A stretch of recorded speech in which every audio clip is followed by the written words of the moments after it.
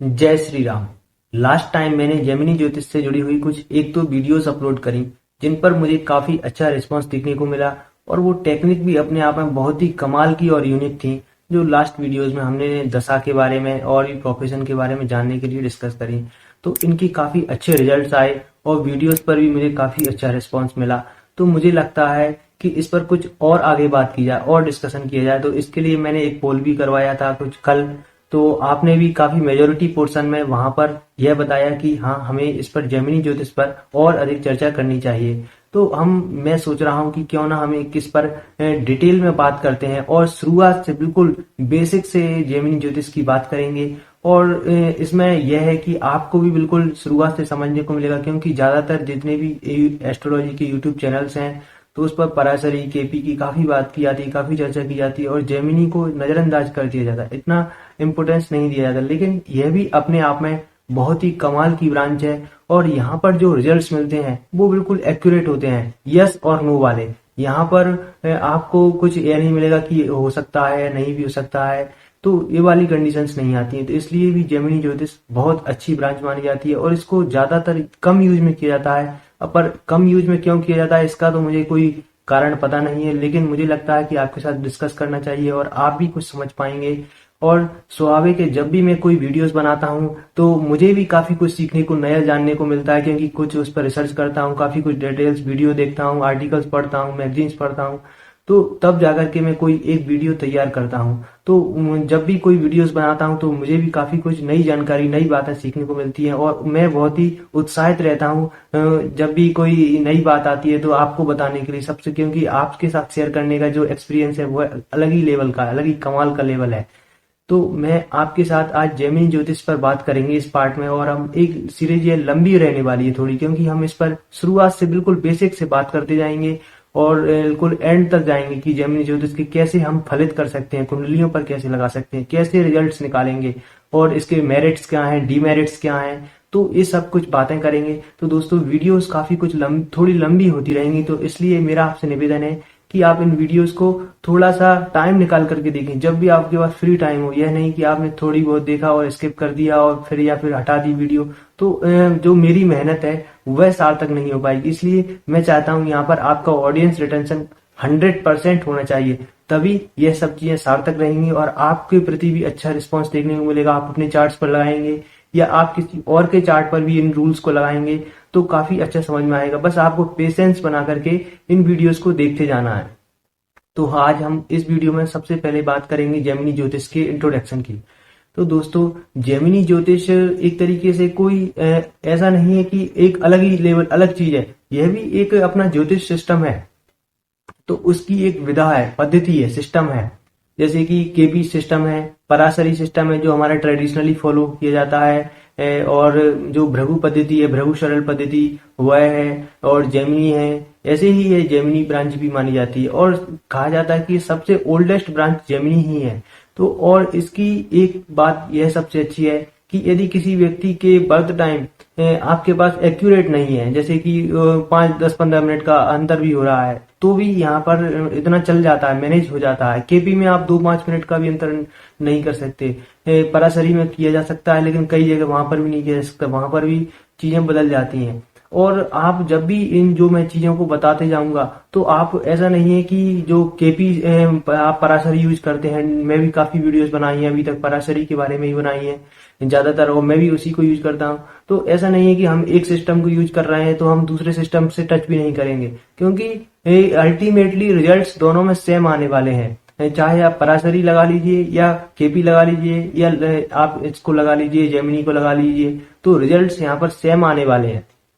ऐसा नहीं है कि किसी व्यक्ति का एक वैदिक एस्ट्रोलॉजी के द्वारा पता चल रहा है कि उसमें विवाह होने वाला है, विवाह होगा, और जेमिनी मना कर दे, तो ऐसा नहीं होगा। दोनों में परिणाम समान आएंगे और जब हम दोनों विधाओं का समानांतर रूप से यूज करते हैं तो किसी भी व्यक्ति के लिए अपने चार्ट पर लगाने के लिए या किसी के भी चार्ट पर लगाने के लिए आसान हो जाता है, इजीनेस आ जाती है, और उससे हम ये कह सकते हैं थोड़ा हमारे फलित करने में एक्यूरेसी बढ़ जाती है। तो यह हमारे लिए ही हेल्पफुल है और दोनों के रिजल्ट सेम होंगे। यह कभी नहीं होगा कि एक चीज में कुछ आ रहा है, एक चीज में यदि आ रहा है तो निश्चित रूप से आप गलत यूज कर रहे हैं। गलती कहीं ना कहीं हमारी कैलकुलेशंस की है, ना कि इन सिस्टम्स की। ये सिस्टम अपने आप में बहुत ही सटीक है, पावरफुल है, एक्यूरेट है।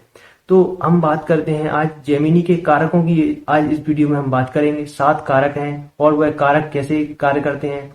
दोस्तों, इस वीडियो को समझने के लिए आप कोई ज्योतिष में बिगिनर्स हैं या आपने नया नया एस्ट्रोलॉजी में शुरू किया हुआ है, तो भी यह जेमिनी ज्योतिष आपको सीखने के लिए बहुत अच्छा है, क्योंकि यहाँ पर आपको एक्सपीरियंस की जरूरत नहीं है कि बहुत ज्यादा प्रैक्टिस की हुई हो आपने। क्योंकि वैदिक एस्ट्रोलॉजी में तभी आप सही प्रेडिक्शंस लगा सकते हैं जब आपने काफी प्रैक्टिस की हो, आपने काफी काफी कुंडलियों पे काफी योगास आपको याद हो। क्योंकि वैदिक में काफी असंख्य योग हैं, वह सब आपको माइंड में रखने याद रखने होंगे, तभी आप सही फलित कर पाएंगे। तो जेमिनी में ऐसी कोई आवश्यकता नहीं है कि आपको योगों को याद रखने की आवश्यकता है या बहुत ज्यादा प्रैक्टिस की आवश्यकता है। यहाँ पर भी प्रैक्टिस की आवश्यकता है, लेकिन कंपैरिजन में बात की जाए वैदिक के, तो उसके अपेक्षा यहाँ पर आपको कम प्रैक्टिस की आवश्यकता है और आप अच्छे फलित कर सकते हैं। यहाँ पर बिगिनर्स के लिए भी ये बेस्ट रहने वाली है।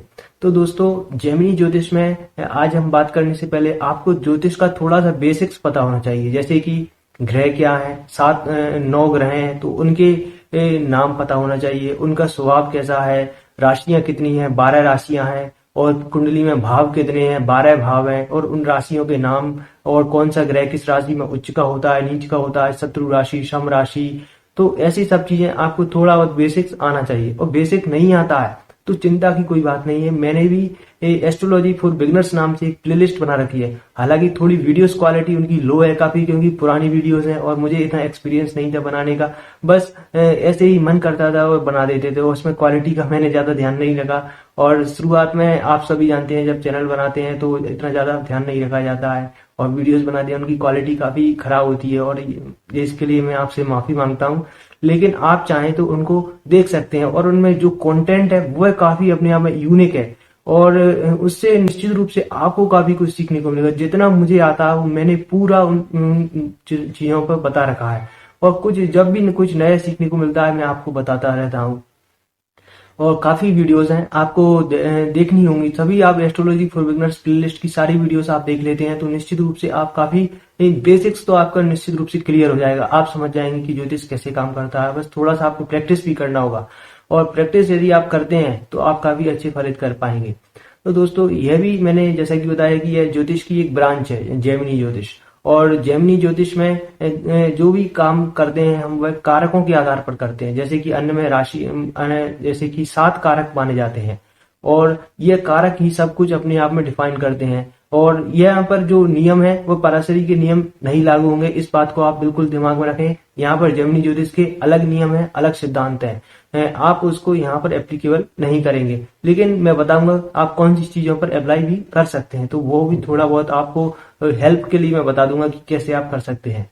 तो यहाँ पर जो 7 कारक हैं, जैसे कि मैंने बताया, आत्मा कारक, आहमत्य कारक, भ्रातृ कारक, मातृ कारक, पुत्र कारक, ज्ञानादि कारक और दर कारक, ये 7 कारक होते हैं। और यही 7 कारक की कुंडली की ये सभी चीजों को, 12 भावों को, जो हम वैदिक एस्ट्रोलॉजी में 12 भाव कहते हैं, ये 7 कारक ही सभी चीजों को रिप्रेजेंट करते हैं, और सभी चीजों के कारक, सभी भावों के कारक माने जाते हैं।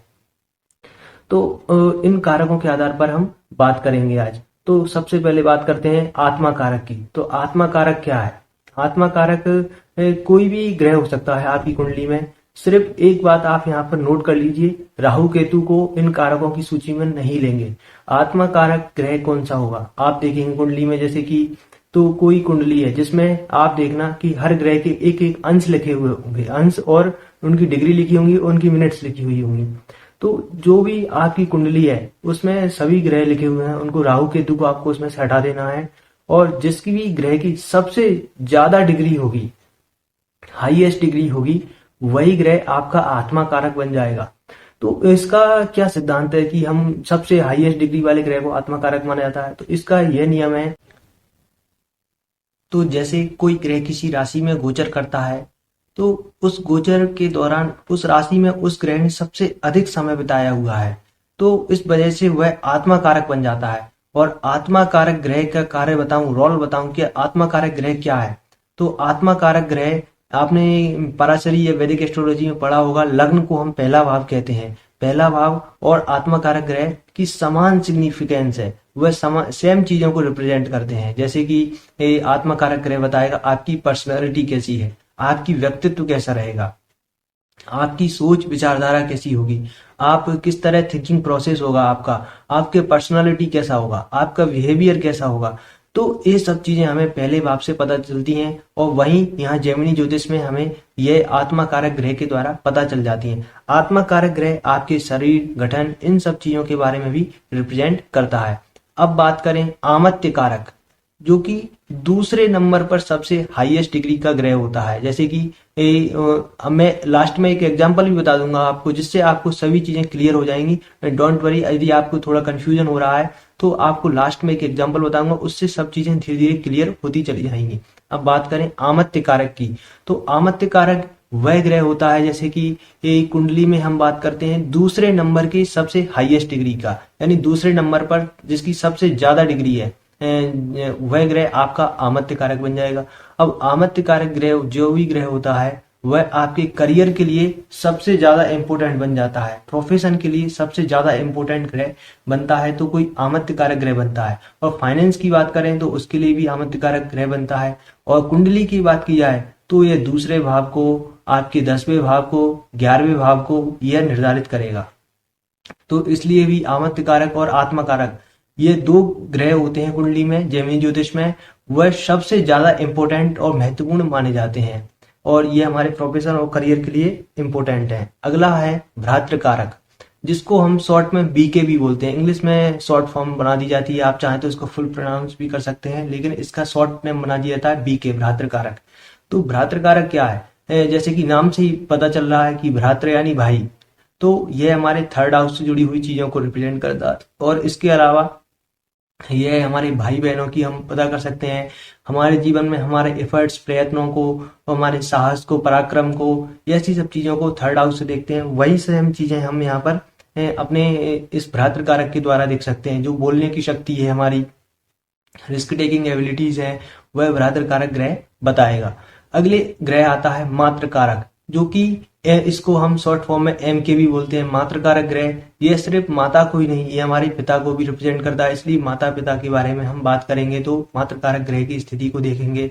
और मातृ कारक ग्रह आपके सुख को दिखाता है, आपके कंफर्ट को दिखाता है। जो भी आपके पास व्हीकल्स हैं, जो भी चीजों से आपको संतुष्टि फील होती है, उन चीजों को हम मातृ कारक ग्रह से देखते हैं। इसके अलावा मातृ कारक ग्रह से हम हमारे देश को देखते हैं, लैंड्स का कारक बनता है, जमीन का, भूमि का कारक भी ग्रह मातृ कारक को माना जाता है। फिर अगला ग्रह होता है जो कि 5वें नंबर पर, मैंने शायद आपको बताना भूल गया हूं, लेकिन जो 4थे नंबर पर सबसे हाईएस्ट डिग्री का ग्रह होता है वह मातृ कारक ग्रह बनता है। अब अगली बात करें तो अगला ग्रह होता है जो कि 5वें नंबर पर सबसे हाईएस्ट डिग्री है, जिसकी 5वें नंबर पर सबसे ज्यादा डिग्री है, वह बनता है पुत्र कारक।